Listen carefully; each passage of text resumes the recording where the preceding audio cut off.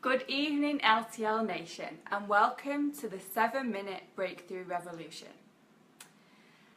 Relationships. In my eyes, they are our biggest tool for self-awareness. That goes for both romantic and platonic relationships. Anyone that comes into our lives mirrors back to us our subconscious self. And the universe will perfectly align us with those people that either show us what we need to heal inside ourselves, or they show us that space of self-love that we've created within us. This is why our relationships are our biggest teachers. They magnify everything that's going on inside of us and what we need to learn in order to grow and become the best version of ourselves. So be thankful for everyone that comes into your life, positive and negative, because they all help us in becoming a better person. If you go into a relationship with a core fear, you can be sure that those fears will be triggered and brought to the surface. At the beginning of last year, I made a promise to myself that I would get in a relationship and I would have a boyfriend. I believed I could, and I did. I did it. I attracted a man into my life, and 6 months ago we formed a relationship. But I went into this relationship with a huge fear of being cheated on. I didn't realise it at the time, but slowly but surely over the duration of our relationship, this fear started to come out, and I realised what I'd done. I had said yes to the first man who had asked me to be his girlfriend because I was desperate to be loved. I was so desperate that I didn't really figure out who he was before I said yes. I wanted to be worthy and be loved. I let so many things slide in that relationship that in my truth I just didn't agree with at all. And lo and behold, 6 months after dating this man, my fear of being cheated on came rushing to the surface when I found out he'd been cheating on me. I aligned with this man, a liar and a cheater, because he triggered my unhealed wounds. And my wounds screamed out, "Kelsey, you're unlovable. You're not good enough for a relationship." I clung to someone who was completely wrong for me from day one in order to try and heal those wounds. And I'll be honest, it did patch up the wounds. I did feel loved and feel good within those 6 months, but it didn't heal the wounds completely. And when I found out he cheated on me, those temporary bandages that went over the wounds, they came flying off, and the pain just oozed out of me every time I cried. It didn't do any permanent change. And that's when I realised that in order to heal this wound of not being lovable and not being good enough for a relationship, instead of running towards someone else or running away and hiding from life completely, I had to go within myself. So I decided to ask myself a question. If I truly believed I was lovable and good enough for a relationship, what would I do? How would I act? What sort of person would I be? And 2 of the main points that came out of that question were: be more assertive with my boundaries. If someone does something that you're not comfortable with, then you tell them that straight away.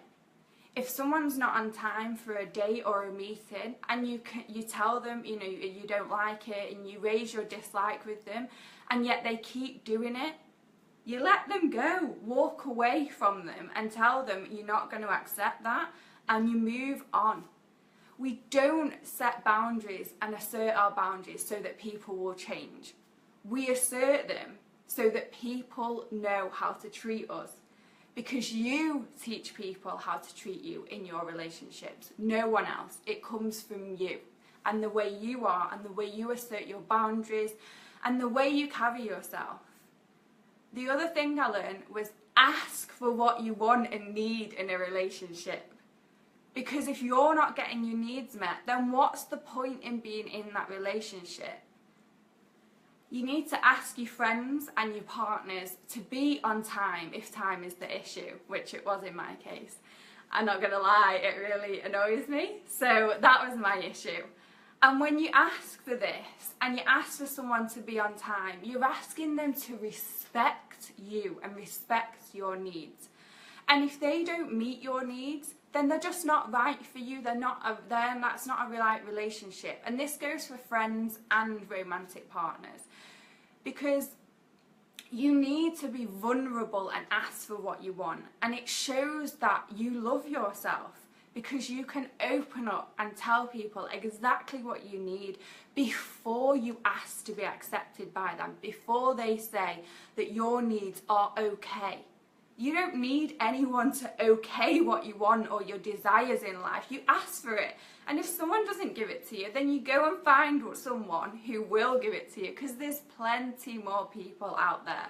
There's 7 billion people in this world, and there will be sure to be some that will 100% meet your needs. We can't change others. All we can do is ask them to respect us and to meet our needs, and then hopefully they will. And if they don't, then we let them go. And we let them go with love. And we hope that one day they'll meet someone who is their match, and we'll meet someone who is our match. See, healthy boundaries, they're intimately connected to your self-respect. When you assert those boundaries, that means you respect yourself. And every relationship you come into from then on, it will be respected. It will be mutual respect. Once you positively change the relationship on the inside with yourself, it will positively change all the relationships outside of you. And that doesn't mean that everyone's going to stay in your life. It just means that the relationships that you eventually have will be positive ones, and ones that make you be the best version of yourself. Human beings are destined to radiate or drain. So people in your life will either radiate positive energy and make you be a best version of yourself, or they'll drain you. They'll drain all the positive energy from you, and all they will give back to you is a burst bubble. And no one wants a burst bubble. Protect your bubble. Protect your energy. And most of all, protect your life. Allow relationships to continue that really, really help you grow and become the best version of yourself. I'd like to end with this, because this next month we have a wonderful one-day workshop called Metamorphosis. And it takes you through a journey from being a caterpillar into the cocoon, into a magnificent butterfly that we all can become. We will take you on a journey to transform you from whatever it is you need to change. If there is anything you need to change, or maybe you're at the best potential, but there's just a decision you can't quite make, you're feeling a bit lost, or whatever it may be. Join us on the 8th of April in Dubai. We would love to have you, and the event is on our Facebook page, so feel free to join on there. You can message us on Facebook, direct message any of the speakers on Life Talks Live, and please, we hope to see you next month. It would be amazing. And don't forget, protect your bubble. I'll see you next week. Goodbye.